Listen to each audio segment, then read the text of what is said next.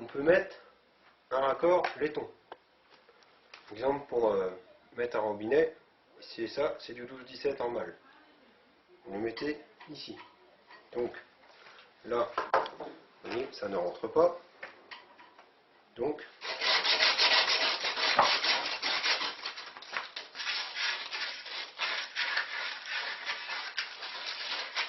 voilà. Donc vous mettez un petit coup de soleil comme ceci pour que ce soit impeccable. Et va virer toujours le tuyau, intérieur, extérieur. Là, donc on a vu que notre raccord ne rentrait pas.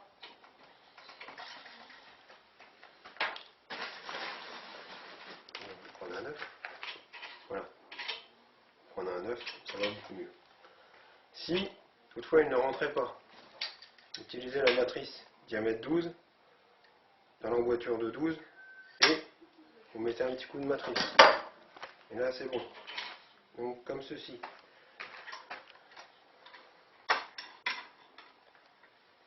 Voilà. Vous avez votre mamelon ici, qui est bien emboîté. Donc pour souder du cuivre sur du laiton, impératif, toujours mettre du décapant. Vous mettez, prenez votre chalumeau, donc il est réglé, puisque moi c'est un chalumeau avec une gâchette. Donc vous chauffez tout autour, toujours chauffer plus le cuivre que le laiton, puisque le cuivre fond moins vite que le laiton. Si vous chauffez trop le laiton, ça va fondre le laiton et votre pièce, votre mamelon en laiton, sera abîmé et inutilisable. Donc déjà toujours chauffer le cuivre. Donc vous chauffez, pas ici, vous chauffez l'un devant. Et votre chaleur va chauffer ici. Vous mettez votre abrasure avec le décapant blanc dessus. Vous faites le tour, vous rechauffez, je vais vous montrer.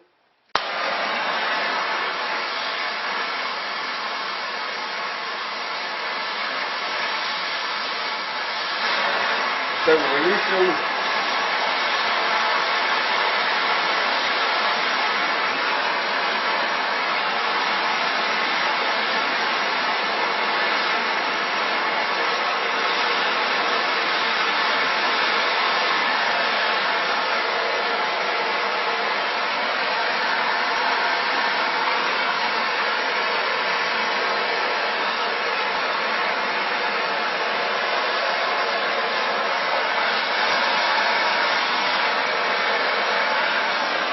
Voilà, et vous avez votre mamelon qui est soudé.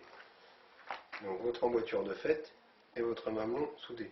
Si, vous voyez,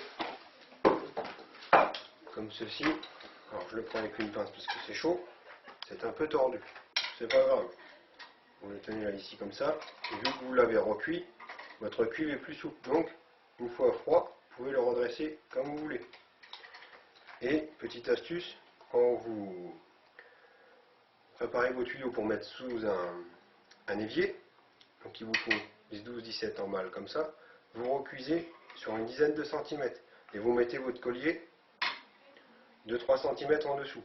Ça vous permet que si vos flexibles sont un peu courts, vous avez quelques centimètres à donner. Pour éviter de mettre des prolongateurs ou tout redémonter, vous mettez un tournevis comme ceci là-dedans et vous pouvez l'orienter comme vous voulez. Ça, c'est une petite astuce. Et donc après, une fois tout ça froid, vous pouvez mettre votre joint et le bouchon. Prenez un joint fibre 12-17, le mettez dans le bouchon et vous le vissez comme ceci. Dans le cas où vous voudriez boucher vos tuyaux en attente de recevoir, d'aller alimenter un robinet ou une douche ou ce que vous voulez. Deux clés à molette. Vous en mettez une ici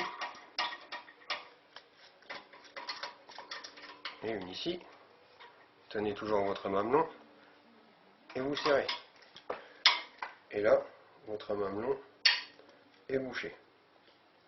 et bouchonner.